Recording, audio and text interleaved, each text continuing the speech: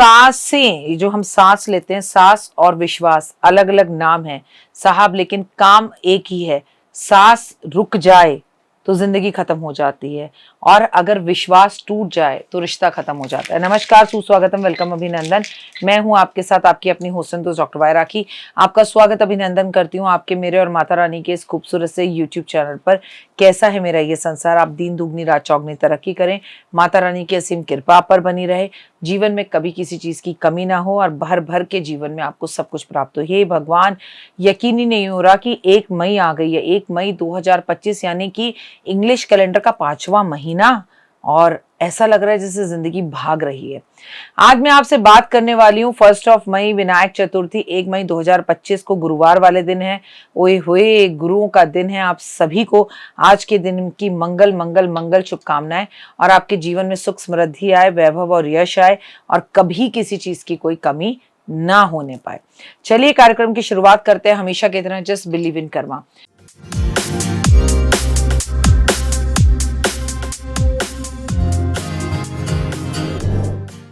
तो क्या आपने नींबू पानी पीना शुरू किया? क्यों? ये कोल्ड ड्रिंक से बहुत बेहतर है। ये आपको विटामिन सी देता है। ये इंडियन ड्रिंक है और आपको सेहतमंद करने के साथ आपके चेहरे पर ग्लो देता है। अगर पूरी सर्दी आप नींबू पानी पीते रहें तो यकीन मानिए आप बीमार हो ही नहीं सकते, और बॉडी को किसी तरह की कोई कमी नहीं होगी, क्योंकि इस साल जो गर्मी पड़ने वाली है वो तो शुक्र है कि शनि मीन राशि में है, तो आंधी तूफान और बीच बीच में आंधी तूफानों की वजह से प्रॉब्लम, और हवाएं ऐसी चलेंगी कि लगेगा हा गर्मी में जैसे प्रभु खुश हो गए और एक राहत सी प्रभु ने हमें दे दी। अगर मैं इस महीने की बात करूं, 1 मई की, तो बैसाख मास के शुक्ल पक्ष की चतुर्थी को विनायक चतुर्थी कहते हैं, और जो कि 1 मई 2025 की है। चतुर्थी के दिन भगवान गणेश को समर्पित होता है। इसमें मैं कोई नई बात नहीं बता रही, आप पहले से जानते हैं। गणेश मिटाए कलेश, कहते हैं धन धान्य व्यापार बुद्धि के दाता गणेश जी हैं। आपकी सद्बुद्धि के दाता गणपति हैं। आपकी रिद्धि सिद्धि के दाता गणपति हैं। आपके शुभ और लाभ के दाता गणपति हैं। अगर गणेश जी के बारे में आप सब कुछ सोचें तो आपको समझ में आएगा कि शुरुआत गणेश जी से है और अंत भी गणेश जी से है।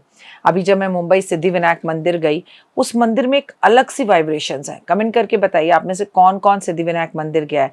देखिए, आप लोग तो ब्लेस्ड हैं जो मुंबई में रहते हैं, और जब मैंने मुंबई के लोगों से मुलाकात की, बात की, और मैंने उनसे कहा कि आप सिद्धि विनायक मंदिर जाया करो, तो आपको पता है कुछ लोगों ने तो मुझे ऐसा कहा कि हम हर हफ्ते जाते हैं, कुछ लोगों ने कहा कभी कभी जाते हैं, कुछ लोगों ने कहा कि हम साल में एक बार जाते हैं। तो मेरे पैरों के नीचे से जमीन ही निकल गई। मतलब साल में एक बार, ऐसा कैसे हो सकता है?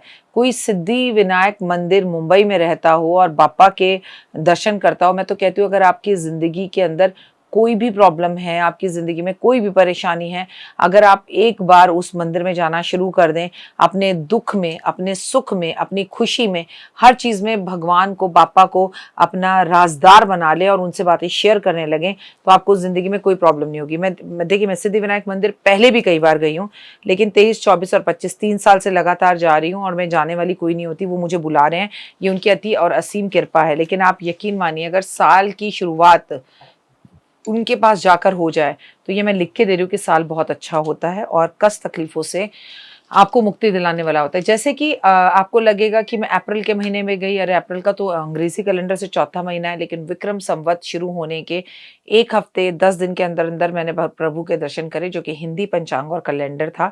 मैं उस हिसाब से काउंट कर रही हूँ। आपको भी जो है चतुर्थी की पूजा जरूर करनी चाहिए। अगर आप चतुर्थी का व्रत नहीं भी रखते तो भी आपको गणेश जी की पूजा करनी चाहिए।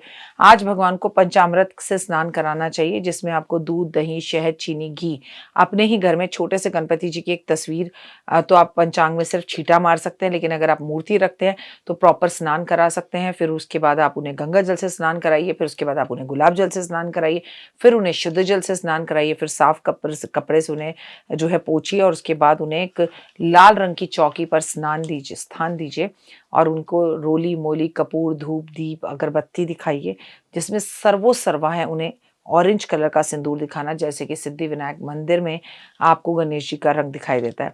आज के दिन भगवान को मालपुए का भोग लगाना, इलायची की माला पहनाना, दूर्वा की माला पहनाना, घी का भोग लगाना, घी से बने हुए व्यंजनों का भोग लगाना।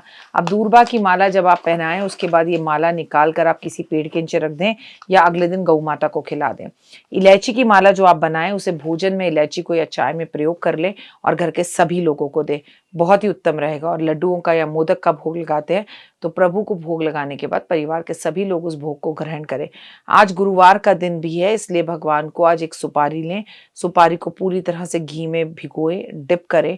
उसके बाद इस पर आप हल्दी लगाएं और हल्दी लगाकर ओम गण गणपते नमः बोलते हुए पान के पत्ते पे रखकर आप गणेश जी को समर्पित करें। अगले दिन इसको आप या तो जल प्रवाह कर दीजिए, नदी या तालाब में डाल दीजिए, या फिर आप इसे, सबसे ज्यादा जरूरी है, किसी पेड़ के नीचे रख दीजिए।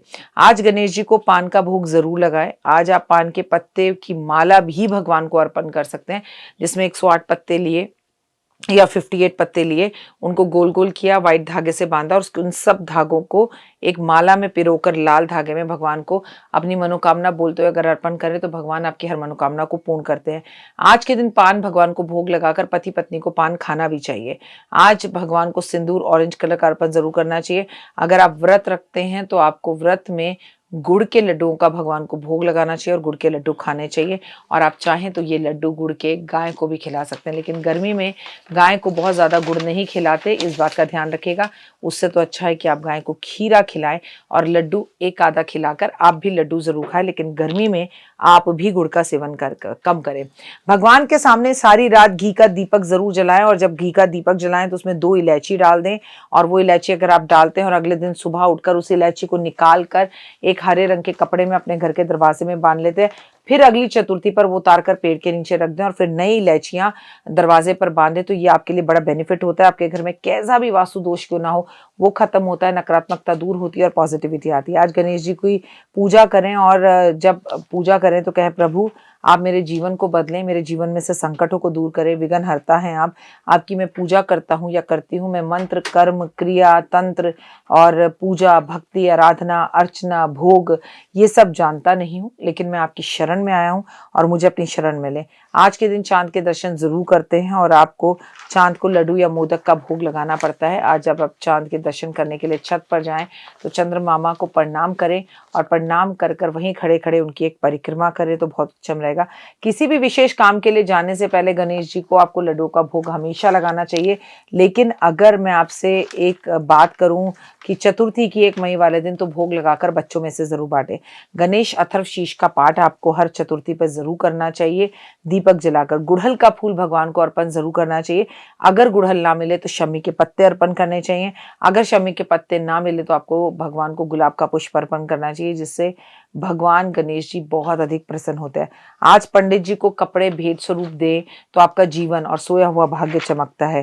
कहते हैं अगर आप अपने घर में कलेश खत्म करना चाहते हैं तो गणेश जी के मंदिर में जाकर आज आप उन्हें गेंदे की माला अर्पण करें और थोड़ी देर बाद वो माला पंडित जी से वापस मांगे और अपने घर के मुख्य दरवाजे पर आकर अगर आप ये माला टांगते हैं तो आपके और आपके पत्नी के झगड़े खत्म होने शुरू हो जाते हैं। अच्छा, अगर पति पत्नी दोनों करें तो ओए होए ओए होए ओए होए, लेकिन अगर दोनों ना भी करें, कोई एक व्यक्ति भी करे तो बहुत अच्छे रिजल्ट्स देगा। प्रेम की प्राप्ति के लिए आज आप भगवान को 6 इलायची, 6 लौंग पान के पत्ते पे रखकर एक सुपारी के साथ अर्पण करें और हृदय से बोले उस व्यक्ति का नाम जिससे आप प्यार करते हैं और शादी करना चाहते हैं, तो आपको रिजल्ट बहुत अच्छे मिलेंगे। लड़ाई झगड़े से अगर आप बचना चाहते हैं तो आपको आज के दिन कोई पौधा लगाना चाहिए और फिर उस पौधे की सेवा जरूर करनी चाहिए।